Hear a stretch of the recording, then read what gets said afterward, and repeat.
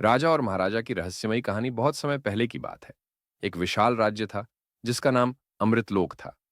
इस राज्य के राजा थे वीरेंद्र सिंह, जो अपनी प्रजा के लिए न्यायप्रिय और पराक्रमी थे। राजा वीरेंद्र सिंह का एक खास दोस्त और पड़ोसी राज्य का महाराजा धर्मवीर बेहद चतुर और रणनीतिकार था। दोनों की मित्रता पूरे देश में मिसाल मानी जाती थी।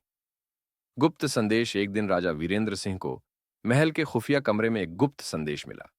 उस संदेश में लिखा था, जो तुम देख सकते हो वह हमेशा सत्य नहीं होता। महल में एक बड़ा खतरा है। अपना दोस्त ही तुम्हारा सबसे बड़ा शत्रु है। संदेश पढ़ते ही राजा का मन व्याकुल हो गया।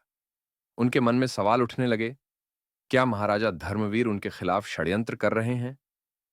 रहस्यमय घटना उसी रात महल के खजाने की रक्षा करने वाले पहरेदारों ने देखा कि खजाने के पास एक परछाई तेजी से गुजर गई। सुबह होते ही खबर फैली कि खजाने से अमूल्य अमृत मणि गायब हो गई है। यह मणि राज्य की शक्ति और समृद्धि का प्रतीक थी।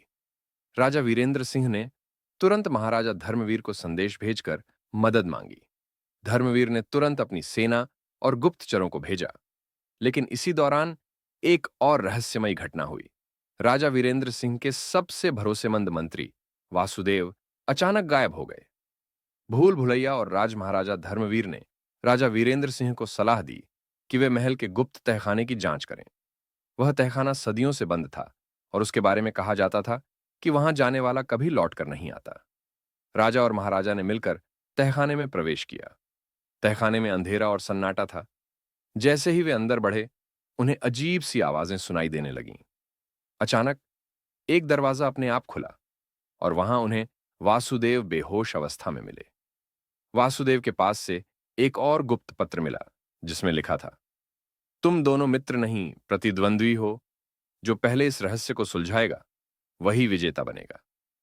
सच्चाई का खुलासा जैसे जैसे तहखाने में आगे बढ़ते गए, उन्हें की एक अजीब मूर्ति मिली जिसके हाथ में वह अमृतमणि थी। लेकिन मूर्ति के पीछे छिपा था सच्चा अपराधी वासुदेव। वासुदेव ने कबूल किया कि वह दोनों राज्यों को आपस में लड़ाकर अमृतमणि पर राज करना चाहता था। राजा वीरेंद्र सिंह और महाराजा धर्मवीर ने वासुदेव को बंदी बना लिया और अमृतमणि को सुरक्षित स्थान पर रखा। अंतिम मोड़ लेकिन कहानी यहीं खत्म नहीं हुई। जब राजा और महाराजा महल में लौटे तो धर्मवीर ने वीरेंद्र सिंह को गुप्त रूप से बताया कि अमृतमणि की शक्ति बहुत खतरनाक है, उसे नष्ट करना ही उचित होगा।